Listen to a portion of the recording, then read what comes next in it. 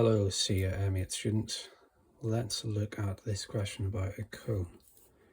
There's a cone that was 12 high and had a radius of 4. And there's a smaller cone that had a height h and a radius of r. We were told that the volume of the big cone equaled 3 times the volume of the small cone. And that was about it. And we were asked to find h. Okay, so there's two ways that I can see to do this, and we're going to do both of them. The first way uses the concept of the length scale factor. We'll call it n, and the relationship to the volume scale factor, which is the length scale factor cubed. So we're saying that the length scale factor cubed times the volume of the small cone would yield the volume of the big cone. Okay, so from this we can see that the scale factor cubed equals 3, which implies, doesn't it, that the scale factor equals the cube root of 3. Alright, cool. So then we'll form similar triangles by observing these cones head on, or side on rather. So that's 12 there and 4 here, and the smaller one, h here and r here. What we're saying is if we take h and multiply by the length scale factor, that will yield 12. So that is 12 equals n times h. Remember that n is just the cube root of 3. And so we can say h equals 12 over the cube root of 3. And that's just done really. We found h. Let's grab a calculator and grab that number. And we're done. Alright, now method 2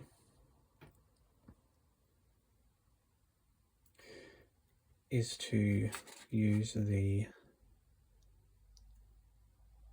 formula for the volume of a cone, which is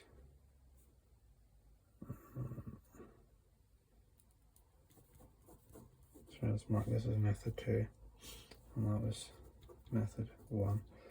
So we have a third pi r squared h.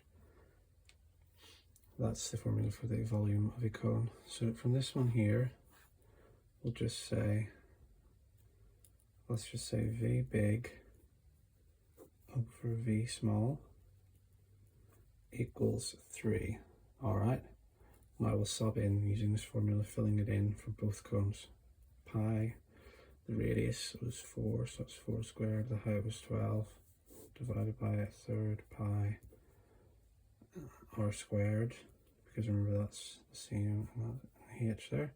Alright, equals 3. Now we get some nice cancellations. Pi's cancel, thirds cancel. Cool, so we've got 4 squared. Now we had 12 here, but I'm going to write that as 4 times 3 divided by r squared h equals 3. Okay, so we now got 3 on each side, so we can cancel that. That would leave 1 there, remember, and then we'll bring this, multiply both sides by r squared h to bring that to be the subject. So 4 squared times 4 is 4 cubed equals r squared h. Right, that's very good. So now what we can do is we still have 2 unknowns here. We want h, so we can again use the similar triangles but in a slightly different way than what we did here. So we can say that as 12 is to 4, so h is to r.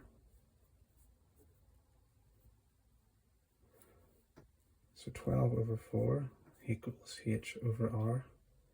We can make r the subject. Well, that will be 3 equals h over r, or r equals h over 3. Now we can take this new form of r in a kind of simultaneous equation sense, sub it in here. So we would have h over 3 squared, so it was r squared, times h equals 4 cubed. Alright, and then that would be h squared over 9 times h equals 4 cubed. And that would be h cubed equals 4 cubed times 9. Alright, and then we could take a cube root of both sides. And then we'll go up here, we could get h equals the cube root of that whole right hand side, 4 cubed times 9. Alright, and then that distributes like that, because you can then do this. Alright, and the cube root of 4 cubed is 4, so that's 4 times the cube root of 9. Alright, so we can grab that numerical value. We could also have just grabbed that numerical value here and taken the cube root on the calculator. That'll be fine. But these little steps of algebra is to practice. But also, this is not quite the same as this. But again, we can do a little bit of algebra here to deepen our skills and show that it's exactly equivalent. Alright, so again, starting from this then, that equals, instead of 12, we can say 4 times 3 over the cube root of 3. And 3 could of course be expressed as 4 times the cube root of 3 cubed.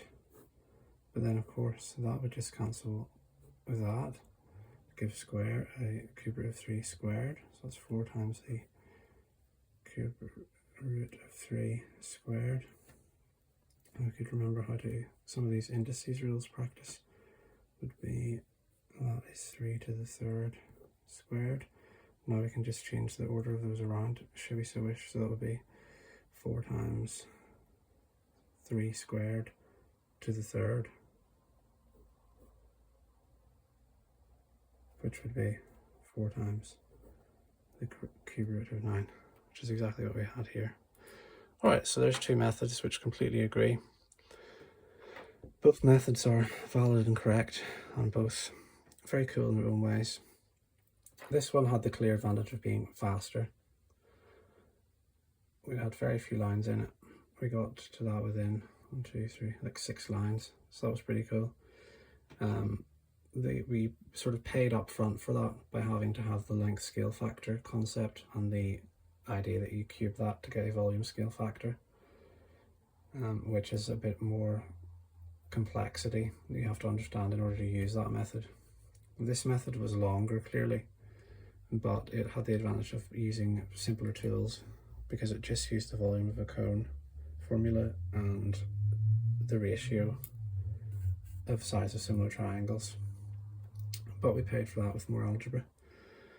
Now the best thing to do would be to be able to internalize and use both methods. That way you would have a richer mathematical toolkit at your disposal for solving questions you've never seen before.